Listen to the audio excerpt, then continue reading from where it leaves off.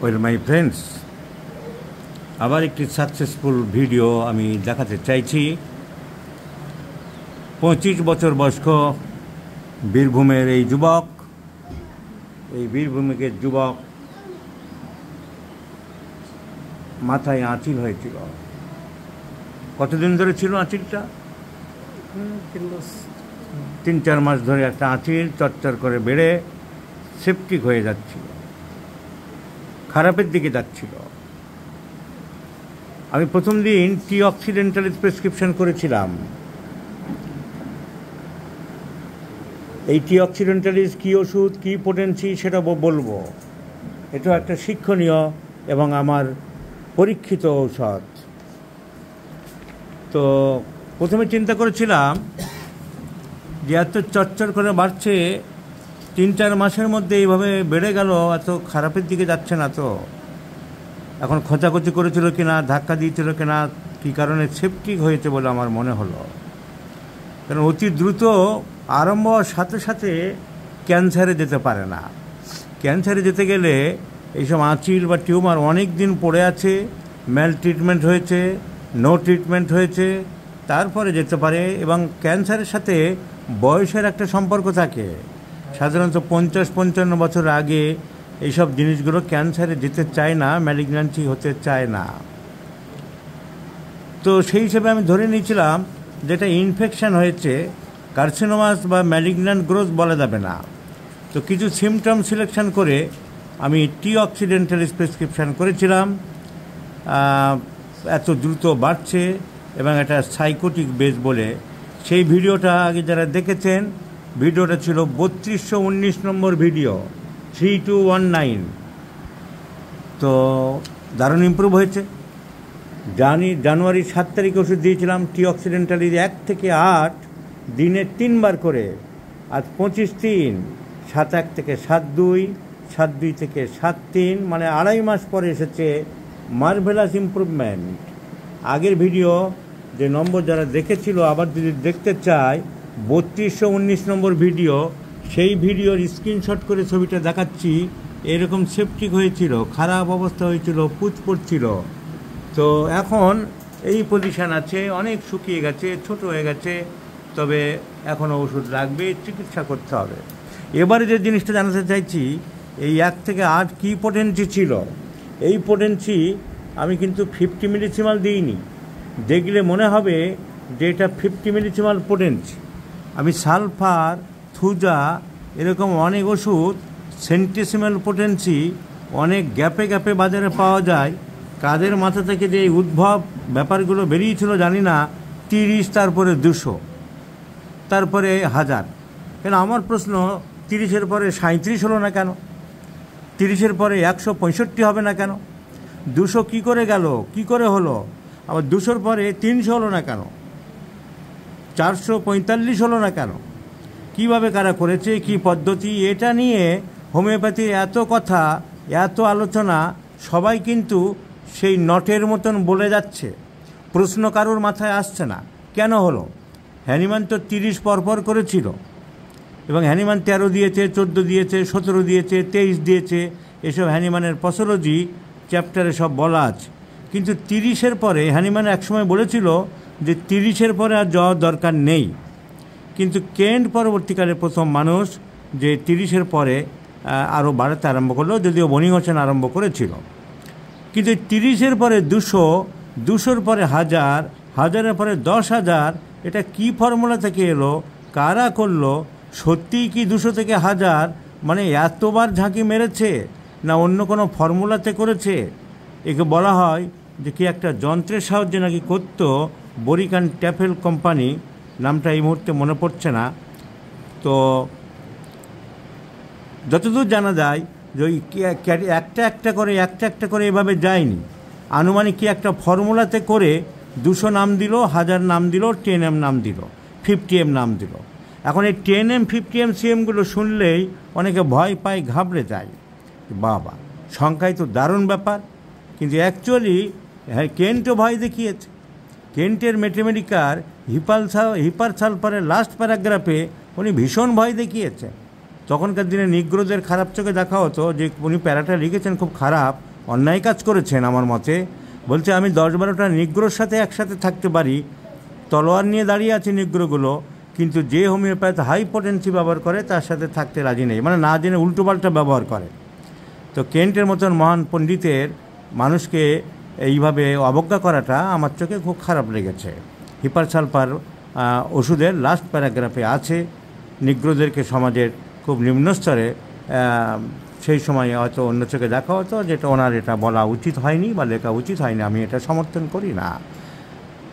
এটা মানুষের প্রতি ভালোবাসার পরিপন্থী হয়ে গেছে কেন্টের এই প্যারাগ্রাফটা। তো উনি ভয় দেখিয়েছেন, আর অনেকে ভয় দেখিয়েছেন, কিন্তু আবার এমন দেখা গেছে 10 mg ডোজের পর ডোজ খেয়ে 50 mg দিনের পর দিন খেয়ে তার কিচ্ছু হয়, কোনো প্রতিক্রিয়া হয়। তো সুতরাং খুব প্রচুর পরিমাণে খেলে যে খুব ক্ষতিও হয় সেটাও জানা যায়। একটি মেয়ে যাকে ন্যাট্রামিউর 1 mg দেওয়া হয়েছিল হাইপোটেনসি, যে মাথার যন্ত্রণার জন্য, সে সেরে গিয়েছিল, দেখা সাক্ষাৎ করেনি, তার বিয়ে হয়ে গেল, বাচ্চা হয়েছে, 20 বছর পরে আমার সাথে দেখা হয়েছিল। তো কী হলো, কেমন আছো, হঠাৎ বাচ্চা নিয়ে হাজির হয়েছিল। বলে আমি তো ন্যাট্রামিউর খেয়ে যাচ্ছি, ভালো আছি। 20 বছর ধরে কীভাবে খাচ্ছ? রোজ সকালে আমি 2-3 ফোঁটা করে খাই। তো রোজ সকালে 2-3 ফোঁটা করে ন্যাট্রামিউর 1 mg 20 বছর খেয়ে গেছে, তার তো ন্যাট্রামিউর পরিবিং আমি দেখিনি, কোনো খারাপও কিছু পাইনি। তো সুতরাং হোমিওপ্যাথিক পোটেন্সি একটা রহস্য রয়ে গেছে, কোথায় কী কাজ করছে, কোথায় সাইড এফেক্ট বোঝা মুশকিল আছে। তো যাই হোক, আমি অনেকগুলো ওষুধ নিজে বানিয়েছি 1, 2, 3, 4 করে পর পর, যে অনেক গ্যাপ না দিয়ে। এই থুজা এই লেখা আছে দেখুন, সেন্টেসিমেল, মানে আমি বানিয়েছিলাম। বাজারে তো থুজা চাইলে 2, 3, 4, 5, 6 পাওয়া যাবে না। আমি মাদার টিংচার থেকে 1 বানালাম, 1 থেকে 2 বানালাম, 2 থেকে 3। তাই এই সব কেসে আমি 50 মিলিসিমাল না দিয়ে চিন্তা করে দেখলাম যে আমার বানানো সেন্টেসিমেলই দেওয়া যাক, ওই 2-3 ফোঁটা করে প্রত্যেক শিশিতে, এবং তা মার্ভেলাস কাজ করেছে, তা প্রমাণ হলো।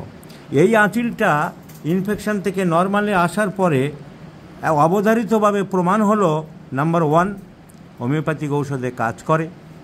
হোমিওপ্যাথি যারা নাক ছিটকায় তাদের এর থেকে তো বড় প্রমাণ আর দেওয়ার নেই। এটা প্যাথোলজিক্যাল, এটা স্ট্রাকচারাল, ছিল আগে, ছিল এই, এখন এই, বাই হোমিওপ্যাথিক মেডিসিন। তাহলে হোমিওপ্যাথিক ওষুধে কাজ করে, তোমরা বাপু প্রমাণ পেলে। এবং শক্তিকৃত ওষুধ 1, 2, 3, 4 করে অল্প অল্প করে ঝাঁকি দিয়ে 2 থেকে কয়েক ফোঁটা নিয়ে 3, 3 থেকে কয়েক ফোঁটা নিয়ে 4, 4 থেকে কয়েক ফোঁটা নিয়ে 5। তাহলে হোমিওপ্যাথিক ওষুধে কাজ করে প্রমাণ করে দেখিয়ে দিলাম। 2 নম্বর, পোটেন্টাইজ ওষুধে যে কাজ করে সেটা প্রমাণিত হয়ে গেল। আর 3 নম্বর, পরপর সিরিয়ালি ওষুধগুলো বানালে মনে হয় ভালো হয়, সেটাও প্রমাণ করে দেখিয়ে দিলাম, যেটা হ্যানিম্যান করেছেন 50 মিলিসিমাল স্কেলের ক্ষেত্রে 1, 2, 3, 4 করে। কিন্তু ওই 3x পর্যন্ত সব নিতে হবে, 3x-এর পরে তার থেকে অল্প নিয়ে 500 বার ঝাঁকি মারা, ওই সব না করে আমি ওনার আগের থিওরিতেই তৈরি করলাম, মাদার থেকেই 10 ঝাঁকি দিয়ে 2, 3, 4, তাতেও কাজ হলো। তাহলে আমাদের অনেক ওষুধ 1, 2, 3, 4 করে ওই 50 মিলিসিমালের জন্য লাইন না দিয়ে, দোকানে না হুমড়ি খেয়ে পড়ে, আমরা মাদার থেকে পরপর কিন্তু বানাতে পারি। আমার এতে প্রমাণিত হয়ে গেল। হয়তো জায়গা লাগবে, মানে পাত্র লাগবে, হয়তো অ্যালকোহল লাগবে। আমি যদি এখন আর্জেন্টার নাইট্রিকাম 6 কিনি, কার্বোবেট 6 কিনি বা 3 কিনি, আর যেগুলো ভেজিটেবল সোর্স মাদার পাওয়া যায় সেগুলো যদি মাদার কিনি, নাক্সবাম মাদার থেকে আমি যদি বানাই 2, 3, 4, 5 রোগীকে পরপর দিয়ে গেলাম, 50 মিলিসিমালের দরকারও নেই, 50 মিলিসিমালের লাইনেরও দরকার নেই। 50 মিলিসিমালের উদ্দেশ্য তো একটাই ছিল, ওষুধকে আরও সূক্ষ্ম করা, আরও সূক্ষ্মতর স্তরে নিয়ে যাওয়া, আরও সূক্ষ্মতম মাত্রায় প্রয়োগ করা। তা সেটা যদি আমি সেন্টেসিমেলও করতে পারি, মাদার টিংচার কেনার পরে আমি যদি টেরেডোনিয়া মাদার থেকে 1, 2, 3, 4 করে পরপর করে যাই, আমার রোগীকে যদি 1, 2, 3, 4, 5, 6, 7, 8 করে দেওয়া যায়, তাহলে তো এই থুজায় যেমন কাজ হলো সেখানেও কাজ হবে। পরীক্ষা করব এরপর থেকে অনেক ওষুধ এই থিওরিতে। তাই যদি হয় তাহলে 50 মিলিসিমাল কেনার জন্য এত লাফালাফি করার দরকার নেই, এত ঝোঁকাঝুঁকি করার দরকার নেই, এত হুমড়ি খেয়ে পড়ার দরকার নেই, আর বিভিন্ন নামকরা কোম্পানিগুলোর অসভ্য ব্যবহার দেখারও দরকার নেই। তো নতুন ফর্মুলা দিয়ে দিলাম, সবাই পরীক্ষা করতে পারো। মাদার টিংচার থেকে নিজের চেম্বারে পরপর 2, 3, 4, 5, 6, 7, 8, 9, 10 দেখা গেল একবারে সব না বানিয়ে আমি 8টা 10টা বানিয়ে রাখলাম। যদি সেই ওষুধে কাজ হচ্ছে, রোগী যদি আমার ইমপ্রুভ পাচ্ছে, 10 পর্যন্ত বললো ডাক্তার ভালো আছি, আই হ্যাভ বিন ইমপ্রুভড, আমি 11, 12 আবার বানালাম, 13, 14 আবার বানালাম। ওষুধ বানানোর থিওরিটি আমার হাতেই রইল, ওষুধ বানানোর কারখানা তো আমার হাতেই রইল। আমি যখন খুশি আমার ইচ্ছা মতন রোগী যতটা ইমপ্রুভ করছে পরপর বানিয়ে যেতে পারবো। সুতরাং ওষুধ তৈরি করার এক নতুন দিগন্তের সৃষ্টি হলো, এক নতুন দিগন্তের কথা বললাম, এক নতুন আবিষ্কারের কাহিনী শোনালাম, যে পদ্ধতিতে এই ভদ্রলোকের আঁচিল 80%, 90% শুকিয়ে গেছে। একদম সেন্টিসিমেল স্কেলে থুজা মাদার থেকে পরপর আমি 8 পর্যন্ত বানিয়েছি। এবং এই থুজা বেশি লাগে বলে আমি আমার বোধহয় 20-25 পর্যন্ত 22 পর্যন্ত আমাদের বানানো অলরেডি আছে। ছালপারে চর্মরোগে অ্যাগ্রাভেশন হয় বলে আমি ছালপার ওইরকম 6, 7, 8, 9, 10, 11 পরপর আমি দিয়ে চলেছি। তাই 50 মিলিসিমেলের পরিবর্তে সেন্টিসিমেল যদি এইভাবে বানিয়ে যায় এবং 4 আউন্স জলের মধ্যে যদি ওখানে একটা বড়ির পরিবর্তে 1 ফোঁটা দিই, অসুবিধা কী আছে? পরীক্ষা তো করা যেতেই পারে, পরীক্ষা তো করছি, আমি উপকার পাচ্ছি, রোগী সারছে, রোগী বেনিফিটেড। সুতরাং এটা একটা নতুন দিগন্তের সৃষ্টি করলাম, সবাই পরীক্ষা করতে পারে আমার ফলোয়াররা।